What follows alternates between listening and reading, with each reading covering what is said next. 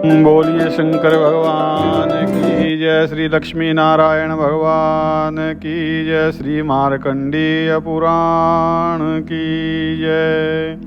नारायणं नमस्कृत्य नरं चैव नरोत्तमं देवीं सरस्वतीं व्यासं ततो जयमुदीरये। तो आज मनवंतर की कथा प्रारंभ है, जिसके सुनने मात्र से विशेष पुण्य की प्राप्ति होती है। ये तो बाद में बताया जाएगा, जब मनवंतरों की कथा का वर्णन आ जाएगा कि इनको सुनने से क्या लाभ है, वो तो बाद में इसका महत्व प्रदर्शित करेंगे मार्कंडेय जी। लेकिन आज शुभारंभ है, बहुत सुंदर कथाएं आएंगी। और यहाँ क्रोष्टुकी जी कहते हैं कि महामुनि, आपने मेरे प्रश्न के अनुसार पृथ्वी, समुद्र आदि की स्थिति तथा प्रमाण आदि का भली भांति वर्णन किया। अब मैं मनवंतरों, उनके स्वामियों, देवताओं, ऋषियों तथा मनुपुत्रों का परिचय सुनना चाहता हूँ। तो मार्कंडेय जी कहते हैं कि मुनि, मैंने तुम्हें स्वयंभू मनवंतर की बातें तो बता दी। अब स्वारोचिक नामक दूसरे मनवंतर का वर्णन सुनो। वरुणा नदी के तट पर अरुणास्पद नामक नगर में एक श्रेष्ठ ब्राह्मण रहते थे। उनका रूप अश्विनी कुमारों के समान मनोहर था और वे स्वभाव से मृदु, सदाचारी तथा वेद वेदांगों के पारगामी थे। अतिथियों के प्रति उनका सदा ही प्रेम बना रहता था और रात को घर पर आए हुए अभ्यागतों को वे ठहरने के लिए स्थान देते थे और उनके भोजन आदि की भी व्यवस्था करते थे। उनके मन में प्रायः यह विचार उठा करता था कि मैं रमणीय वन, उद्यान तथा भांति भांति के नगरों से सुशोभित संपूर्ण भूमंडल को घूम घूम करके देखूं। और एक दिन उनके घर पर कोई अतिथि पधारे, जो नाना प्रकार की औषधियों के प्रभाव को जानने वाले तथा मंत्र विद्या में प्रवीण थे। तो ब्राह्मण ने श्रद्धा पूर्वक हृदय से अतिथि का स्वागत सत्कार किया और बातचीत के प्रसंग में अभ्यागत ने, उस आए हुए अतिथि ने ब्राह्मण से अनेकों देशों, रमणीय नगरों, वनों, नदियों, पर्वतों और पुण्य तीर्थों की बातें बताई। अब इतनी बातें बताई तो ये सब सुन करके ब्राह्मण को तो बड़ा विस्मय हुआ। वे बोले कि विप्रवर, आपने अनेक देश देखने के कारण बहुत परिश्रम उठाया है, तो भी ना तो आप अत्यंत बूढ़े हुए और ना जवानी ने ही आपका साथ छोड़ा, अर्थात आप युवा हो।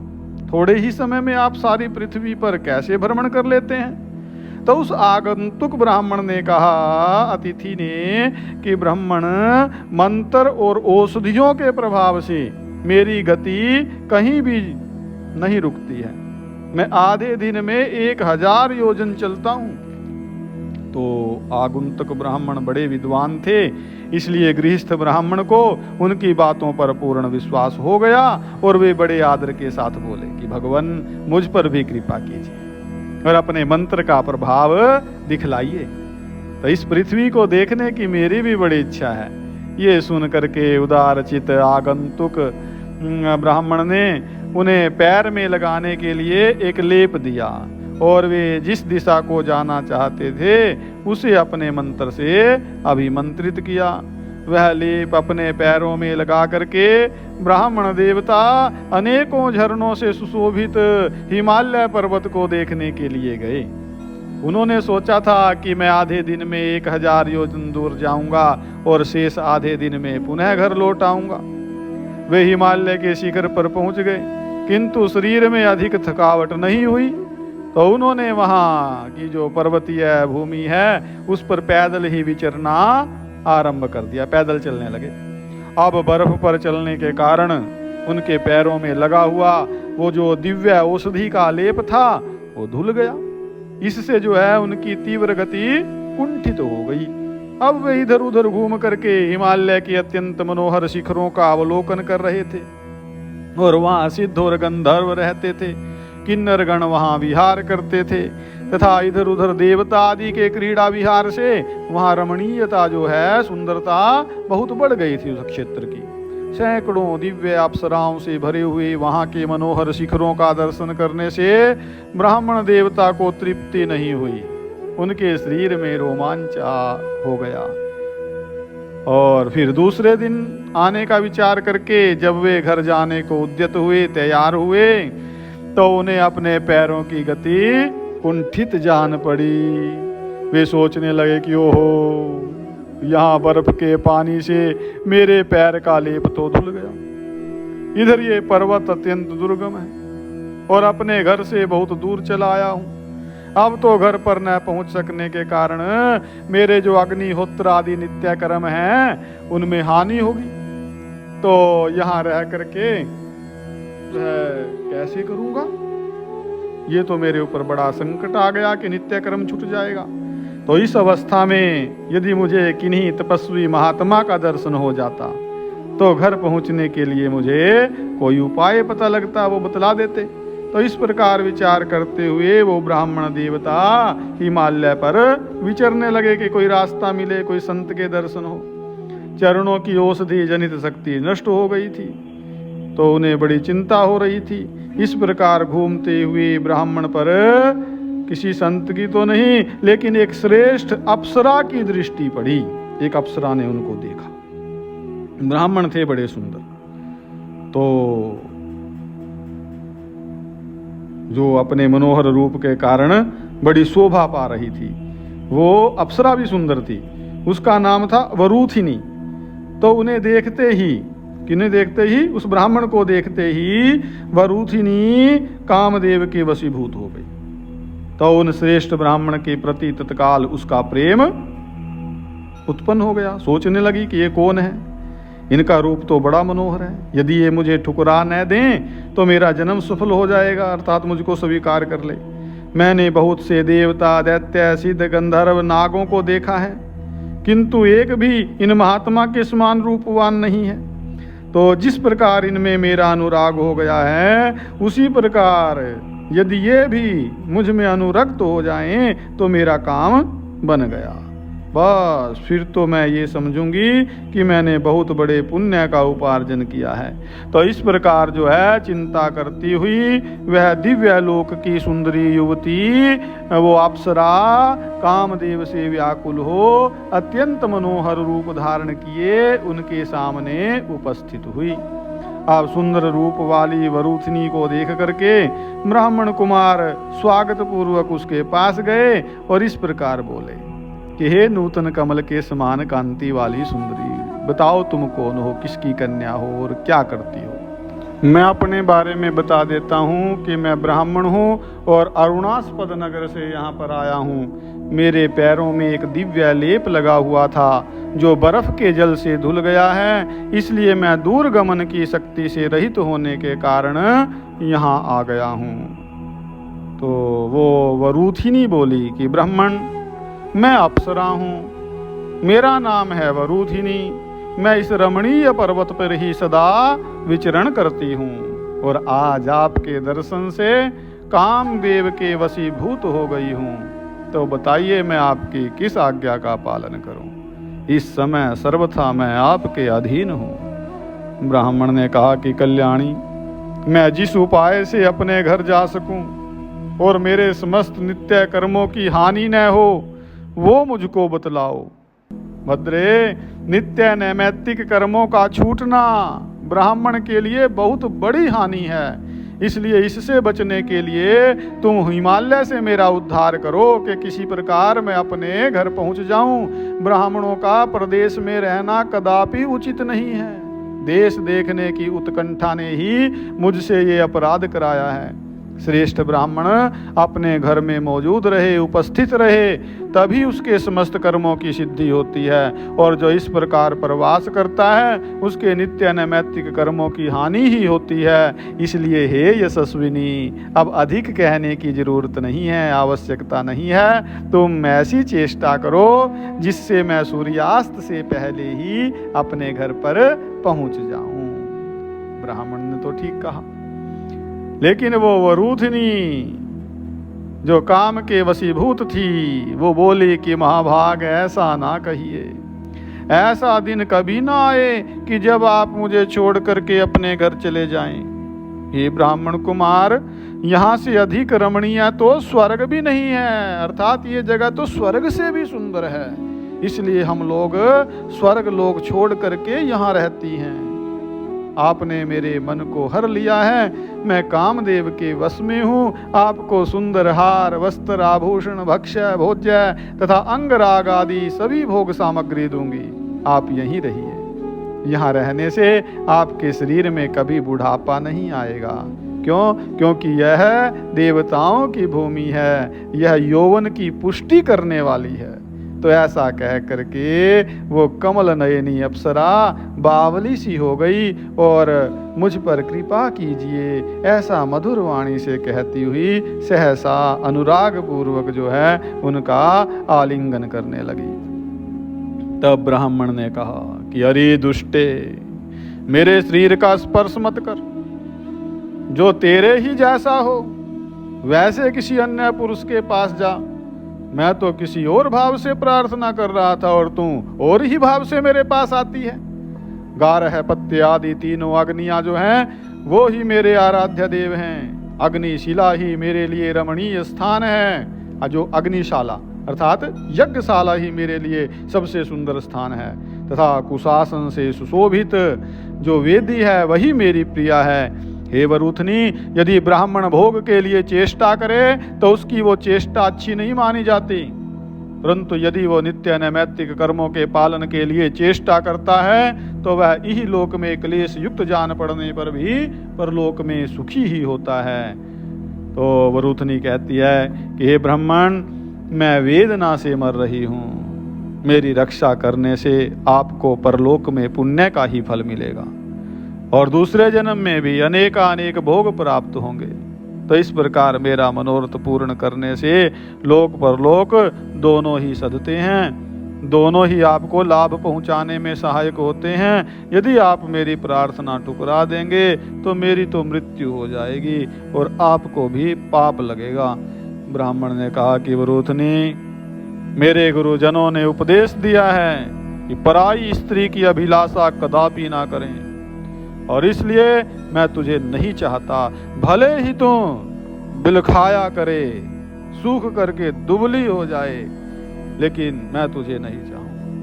तो मार्कंडे जी कह रहे हैं कि इस प्रकार कह करके उन महाभाग ब्राह्मण ने पवित्र हो जल का आचमन किया और गारह पत्य अग्नि को प्रणाम करके मन ही मन कहा कि हे भगवान अग्निदेव, आप ही सब कर्मों की सिद्धि के कारण हैं। आप ही आहवनीय और दक्षिणाग्नि का प्रादुर्भाव करते हैं। आपसे ही ये हुआ है। आपको तृप्त करने से देवता वृष्टि करते हैं, अन्न आदि में की वृद्धि में कारण बनते हैं और अन्न से ही संपूर्ण जगत का जीवन निर्वाह होता है और किसी से नहीं। तो इस प्रकार आपसे ही जगत की रक्षा होती है। इस सत्य के प्रभाव से मैं सूर्यास्त होने के पहले ही अपने घर पहुंच जाऊं। यदि कभी ठीक समय पर मैंने वैदिक कर्म का परित्याग न किया हो तो इस सत्य के प्रभाव से मैं आज घर पहुंच करके डूबने से पहले ही सूर्य को देखूं। यदि कभी मेरे मन में पराये धन तथा पराई स्त्री की अभिलाषा ना हुई हो तो मेरा ये मनोरथ सिद्ध हो जाए। बस ब्राह्मण कुमार के ऐसा कहने पर उसके शरीर में गारह पत्य अग्नि ने प्रवेश किया। फिर क्या था? फिर तो वे ज्वालाओं के बीच में प्रकट हुए मूर्तिमान अग्निदेव की तरह उस प्रदेश को प्रकाशित करने लगे। और उधर उन तेजस्वी ब्राह्मण के प्रति उनकी ओर देखती हुई वो देवांगना, उसका अनुराग और भी बढ़ गया। अग्निदेव के प्रवेश करने पर वे ब्राह्मण कुमार जैसे आए थे उसी प्रकार तुरंत वहां से चल दिए और एक ही क्षण में जो है अपने घर पहुंच करके उन्होंने शास्त्रोक्त विधि से सब कर्मों का अनुष्ठान पूरा किया। और उनके चले जाने के बाद उधर उस अप्सरा का क्या हुआ? उस सर्वांग सुंदरी अप्सरा ने लंबी लंबी सांसें लेकर के शेष दिन और रात्रि व्यतीत की। उसका हृदय ब्राह्मण के प्रति पूर्ण रूप से आसक्त हो गया था। वो बारंबार आहें भरती, हाहाकार करती, रोती और अपने को मंदभागिनी मान करके धिक्कारती थी। तो उस समय जो है उसका मन आहार विहार सुरम्य वन तथा रमणीय कंदराओं में कहीं भी सुख नहीं पाता था। तो मुनि कली नाम का एक गंधर्व था वहां, जो पहले से ही उस वरूथिनी नाम की अप्सरा में आसक्त हो रहा था, किंतु उस अप्सरा ने उसको फटकार दिया था। तो उस दिन जो है उसने गंधर्व ने उस वरूथनी को विरहनी की अवस्था में देखा, दुखी सी देखा, जैसे विरह से व्यथित हो। तो मन ही मन विचार किया कि क्या कारण है जो आज वरूथनी इस पर्वत पर लंबी सांसें खींचती हुई मलान मुख से, दुखी मुख से विचर रही है, क्यों उदास सी है। इसका रहस्य जानने के लिए उस कली ने उत्कंठा पूर्वक बहुत देर तक ध्यान किया और समाधि के प्रभाव से उसने सब बातों को भली भांति जान लिया। इसके बाद सोचा कि अब यह समय बिताने की जरूरत नहीं है, ये वरूथनी जो है एक मनुष्य पर आसक्त हुई है, तो उसका रूप धारण कर लेने पर यह निश्चय ही मेरे साथ रमण करेगी, तो इसी उपाय को कार्य में लाऊंगा। ऐसा निश्चय करके उस गंधर्व ने अपने प्रभाव से ब्राह्मण का रूप धारण कर लिया और जहां वरूथनी बैठी थी उधर ही विचरण करने लगा। तो उसे देख करके उस सुंदरी के नेत्र प्रसन्नता से खिल उठे, वो नहीं पहचान पाई।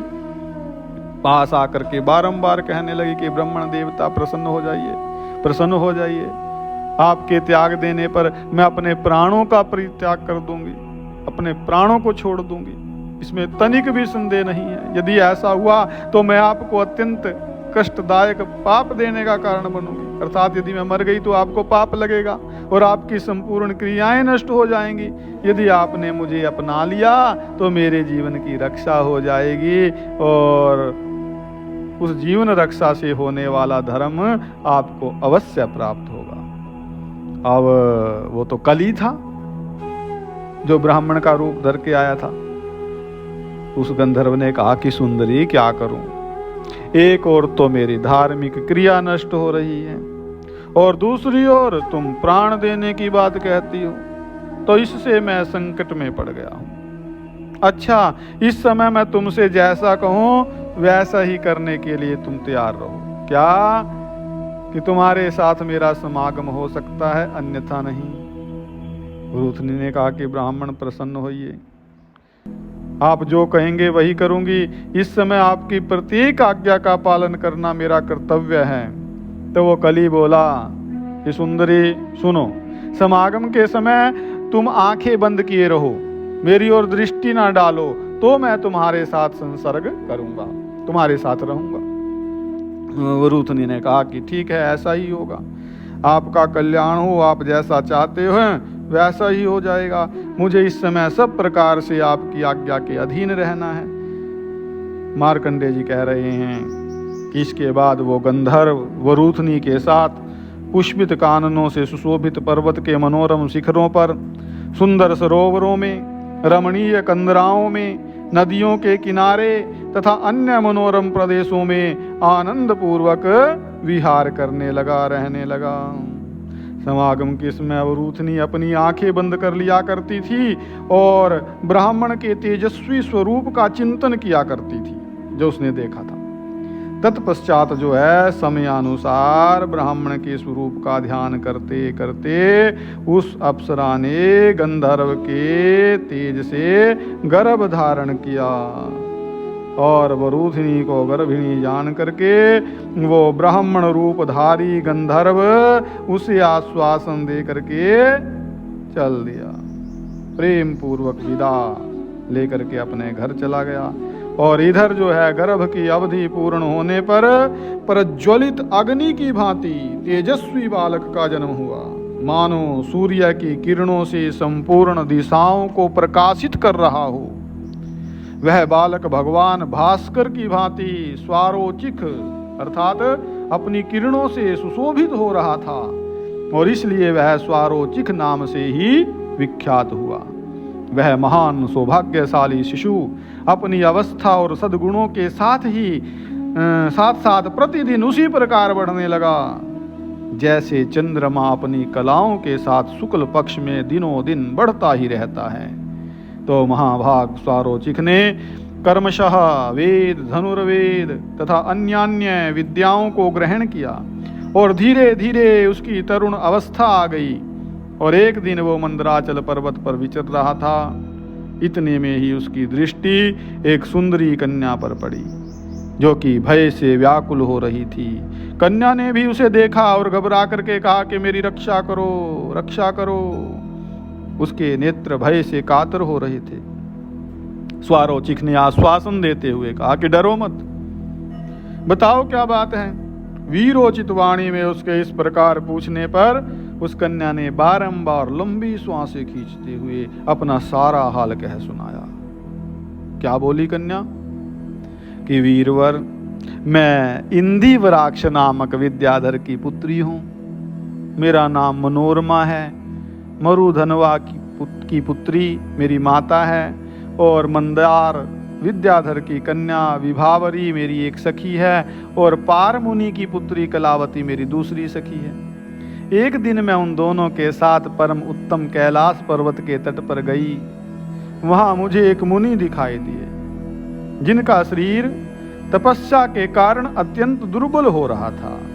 भूख से उनका कंठ सूख गया था, शरीर में कांति का अभाव था और आंखों की पुतली जो है भीतर धंसी हुई थी।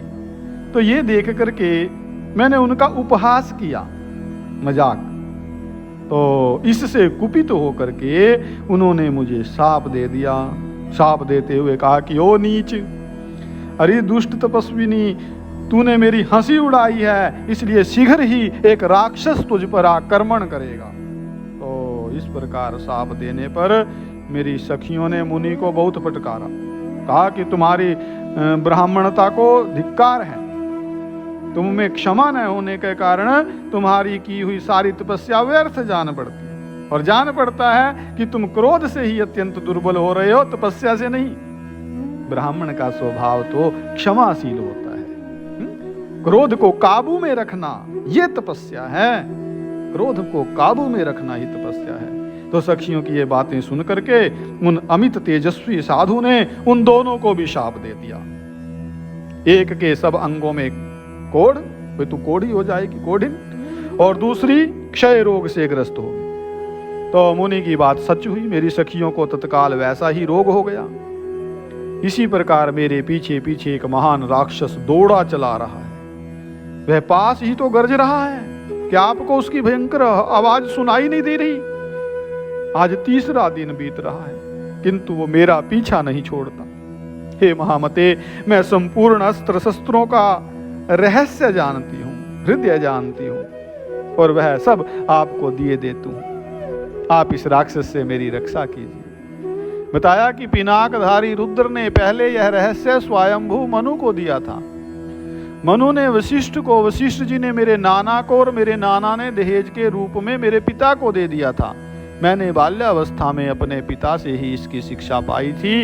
यह संपूर्ण अस्त्रों का हृदय है, रहस्य है, जो समस्त शत्रुओं का संहार करने वाला है। आप इसे शीघ्र ही ग्रहण करें और ब्राह्मण के शाप से प्रेरित होकर के आए हुए इस दुरात्मा राक्षस को मार डालें। मार्कंडेय जी कहते हैं कि स्वारोचिक ने बहुत अच्छा कह करके मनोरमा की प्रार्थना स्वीकार की। फिर मनोरमा ने आचमन करके रहस्य एवं उपसंहार विधि के सहित वो संपूर्ण अस्त्रों का हृदय, रहस्य, ज्ञान उन्हें दे दिया। और इसी बीच में भयानक आकार वाला वो राक्षस जोर जोर से गर्जना करता हुआ शीघ्रता पूर्वक वहां आ पहुंचा, और आते ही उसने मनोरमा को पकड़ लिया। वो बेचारी बचाओ बचाओ ऐसे कहती हुई करुणामयी वाणी में विलाप करने लगी। तब स्वारोचिक को बड़ा क्रोध आया और उसने अत्यंत भयंकर प्रचंड अस्त्र हाथ में ले उसे धनुष पर चढ़ा करके एक टक नेत्रों से राक्षस की ओर देखा। और यह देख करके वो निशाचर जो है भय से व्याकुल हो उठा और मनोरमा को छोड़ करके विनीत भाव से बोला, बड़े ही विनीत भाव से, वीरवर मुझ पर प्रसन्न होइए, इस अस्त्र को शांत कीजिए और मेरी बात सुनिए। आज आपने परम बुद्धिमान ब्रह्म मित्र के दिए हुए अत्यंत भयंकर साप से मेरा उद्धार कर दिया। हे महाभाग, आपसे बढ़कर के दूसरा कोई मेरा उपकारी नहीं है। स्वारोचिक ने पूछा कि महात्मा ब्रह्ममित्र मुनि ने तुम्हें किस कारण से और कैसा शाप दिया था? तो राक्षस बोला कि ब्रह्ममित्र मुनि, जो ब्रह्ममित्र मुनि है, वो 8 अंगों से युक्त आयुर्वेद के ज्ञाता हैं। उन्होंने अथर्ववेद के 13वें अधिकार तक का ज्ञान प्राप्त किया है। अब मैं इस मनोरमा का पिता हूं और खड़गधारी विद्याधर राज नललाभ का पुत्र हूं, नलनाभ जी का। इंदिवराक्ष मेरा नाम है। पूर्व काल में एक दिन मैंने ब्रह्ममित्र मुनि के पास जाकर के प्रार्थना की कि भगवान मुझे संपूर्ण आयुर्वेद शास्त्र का ज्ञान प्रदान कीजिए। अनेकों बार विनीत भाव से प्रार्थना करने पर भी जब उन्होंने मुझे आयुर्वेद की शिक्षा नहीं दी, मना कर दिया, तब मैंने दूसरे उपाय का अवलंबन लिया, दूसरे उपाय का सहारा लिया। क्या? कि जिस समय वे दूसरे विद्यार्थियों को आयुर्वेद पढ़ाते, उस समय मैं अदृश्य रह करके वह विद्या सीखा करता था। अब जब शिक्षा पूरी हो गई तो मुझे बड़ा हर्ष हुआ और बार बार हंसने लगा, और हंसने की आवाज सुन करके मुनि मुझे पहचान गए और क्रोध से गर्दन हिलाते हुए कठोर वचनों में बोले कि खोटी बुद्धि वाले विद्याधर, तूने राक्षस की भांति अदृश्य होकर के मुझसे विद्या का अपहरण किया है, चुराया है मेरी विद्या को, मेरी अवहेलना करके हंसी उड़ाई है, और इसलिए मेरे शाप से तू राक्षस हो जा। उनके यूं कहने पर मैंने प्रणाम आदि के द्वारा उन्हें प्रसन्न किया। तब वे कोमल हृदय वाले ब्राह्मण मुझसे इस प्रकार बोले कि विद्याधर, देखो मैंने जो बात कही है वह तो अवश्य होगी, वो तो नहीं टल सकती अब, किंतु तुम राक्षस होकर के पुनः अपने स्वरूप को प्राप्त कर लोगे। बताया कैसे? कि निशाचर अवस्था में, राक्षस की अवस्था में स्मरण शक्ति के नष्ट हो जाने पर क्रोध के वशीभूत होकर के तुम अपनी ही संतान को खा डालने की इच्छा करोगे। ये मेरी बेटी है ना, इसको मैं खाना चाहता था। तो उस समय जो है प्रचंड अस्त्र के तेज से संतप्त होने पर तुम्हें फिर से चेत हो जाएगा, ज्ञान हो जाएगा, और पूर्ववत अपने शरीर को धारण करके गंधर्व लोक में निवास करोगे। तो हे महाभाग, मैं वही हूं। आपने महान भयदायी राक्षस देह से मेरा उद्धार किया है, इसलिए मेरी एक प्रार्थना और स्वीकार कर लीजिए। क्या? कि मैं अपनी पुत्री मनोरमा को आपकी सेवा में दे रहा हूं, इसे पत्नी रूप में आप ग्रहण करें।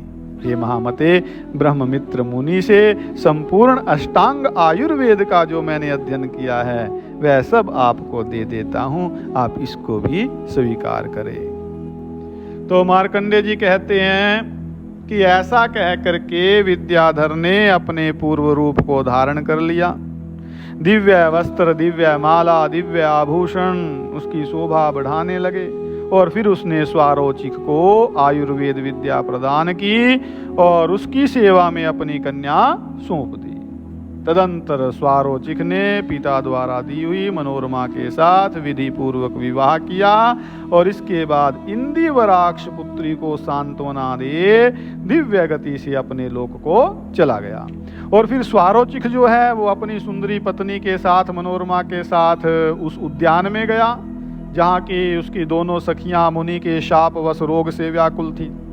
अब वह आयुर्वेद के तत्वों का ज्ञाता हो चुका था, इसलिए रोगनाशक औषधों और रसों का प्रयोग करके उसने उन दोनों को रोग मुक्त कर दिया, रोग से छुटकारा दिला दिया, और व्याधि से छुटकारा पाने पर वे दोनों सुंदरी कन्याएं अपने शरीर की दिव्य कांति से हिमालय पर्वत के उस रम्य प्रदेश को प्रकाशित करने लगी।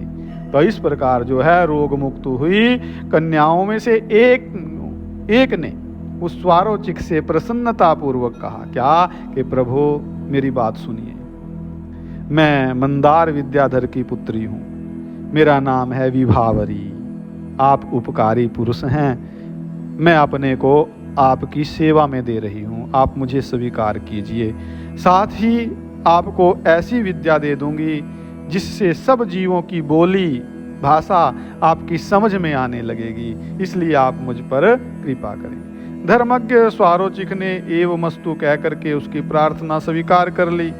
तब दूसरी कन्या फिर बोली, हे आर्य, वेद वेदांगों के पारंगत विद्वान ब्रह्म ऋषि पार मेरे पिता हैं। कुमार अवस्था से ही ब्रह्मचर्य का पालन करने के कारण उन्होंने विवाह नहीं किया था, लेकिन एक बार पुंजिक स्थला नामक अप्सरा से उनका संपर्क हो गया, तो इससे मेरा जन्म हुआ और मेरी माता इस निर्जन वन में मुझे धरती पर सुला अकेली छोड़ करके कहीं चली गई। और फिर एक महात्मा गंधर्व ने मुझे ले लिया और स्नेह पूर्वक मेरा लालन पालन किया।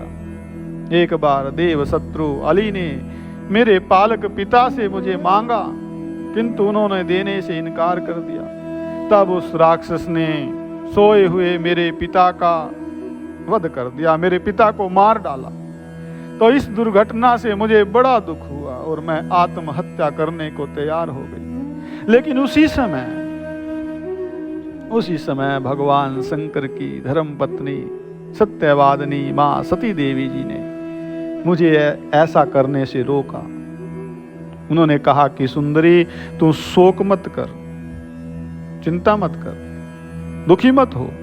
महाभाग स्वारोचिक तेरे पति होंगे और उनका पुत्र मनु होगा। सब प्रकार की निधियां आदर पूर्वक तेरी आज्ञा का पालन करेंगी और तुझे इच्छा अनुसार धन देंगी।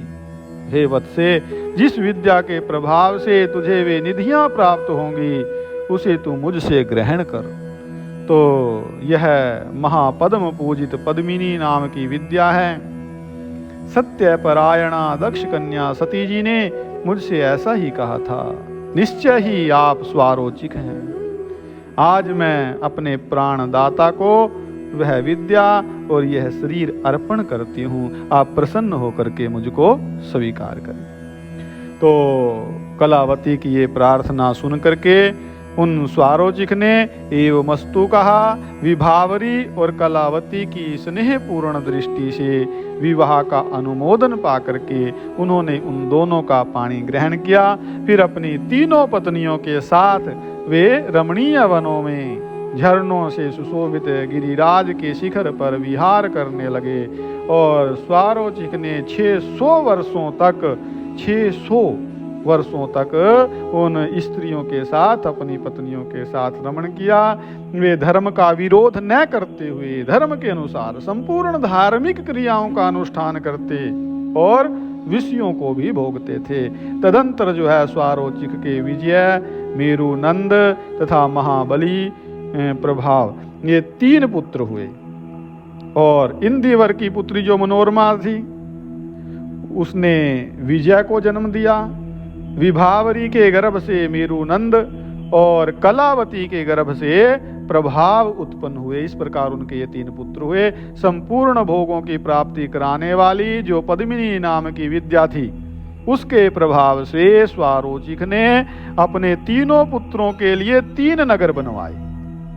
पूर्व दिशा में काम रूप नामक पर्वत के ऊपर विजय नाम का नगर बसाया और उसे अपने पुत्र विजय के अधिकार में दे दिया। उत्तर दिशा में मेरु नंद के लिए नंदवती नामक की पुरी बनवाई, नंदवती नाम की नगरी, जिसकी 4 दीवारी बड़ी ऊंची बताई है। कलावती के पुत्र प्रभाव के लिए दक्षिण देश में उन्होंने ताल नामक नगर बसाया। तो इस प्रकार 3 नगरों में तीनों पुत्रों को रख करके पुरुषश्रेष्ठ स्वारोचिक अपनी पत्नियों के साथ अत्यंत मनोहर प्रदेशों में विहार करने लगे। और एक दिन वे हाथ में धनुष लिए वन में घूम रहे थे, तो उस समय उन्हें बहुत दूर एक सूअर दिखाई दिया। उसे देख करके उन्होंने धनुष खींचा, लेकिन इतने में ही एक हरिणी उनके पास आकर के बोली कि वीरवर, आप कृपा करके मुझ पर ही बाण मारिए, इस पर नहीं, सूअर पर नहीं, मेरे को बाण मार दीजिए।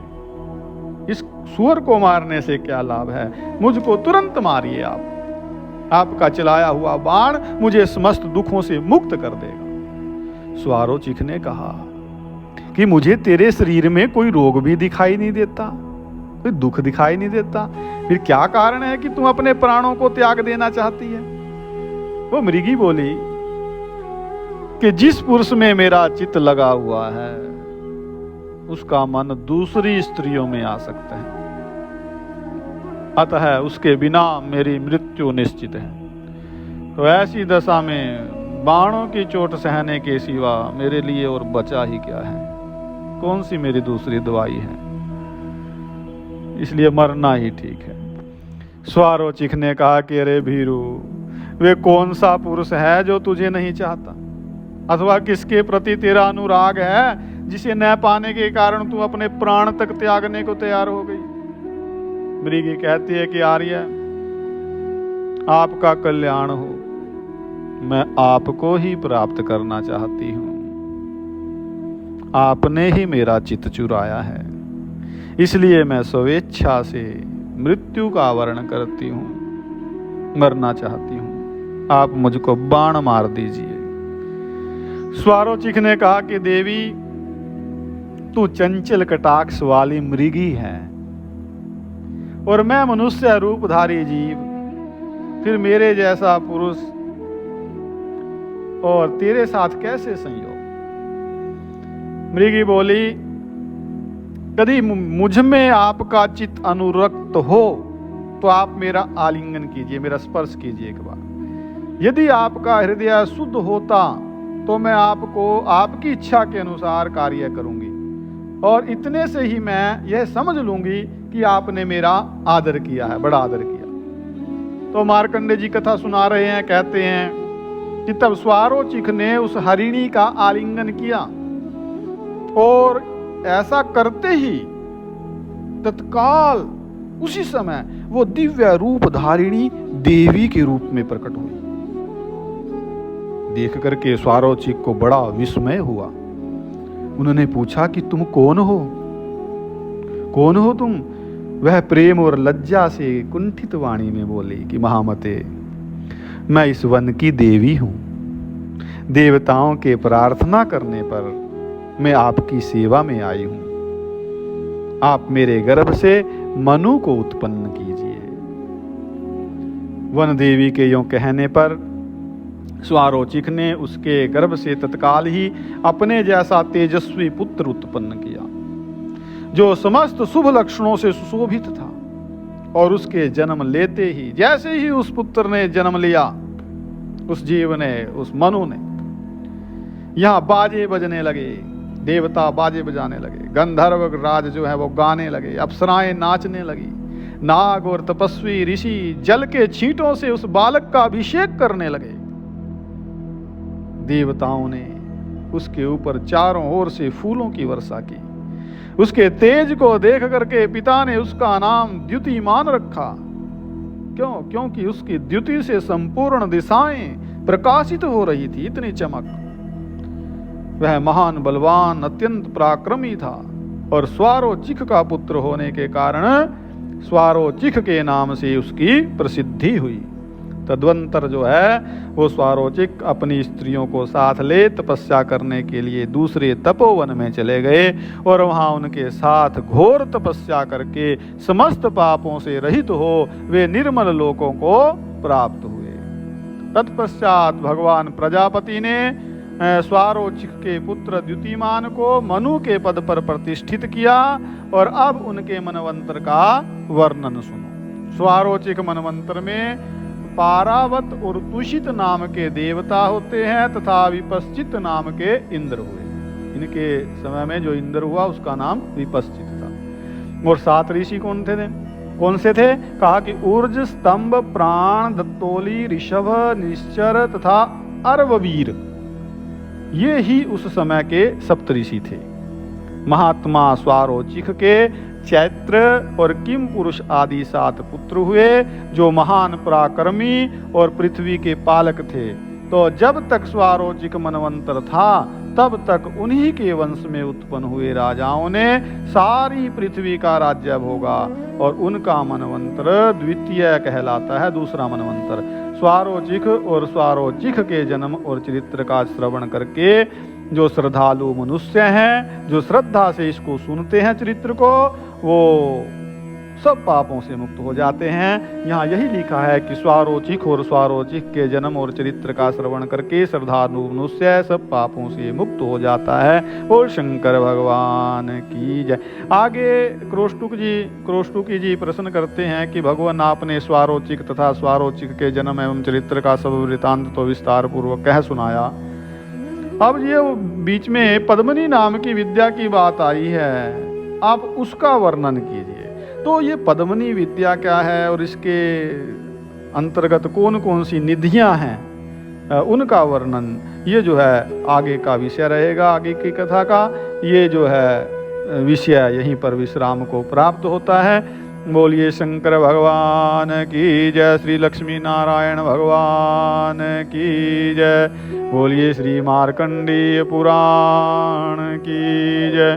सर्वे भवन्तु सुखिनः, सर्वे सन्तु निरामया, सर्वे भद्राणि पश्यन्तु, मा कश्चित् दुःखभाग् भवेत्। ओम शांति शांति शांति।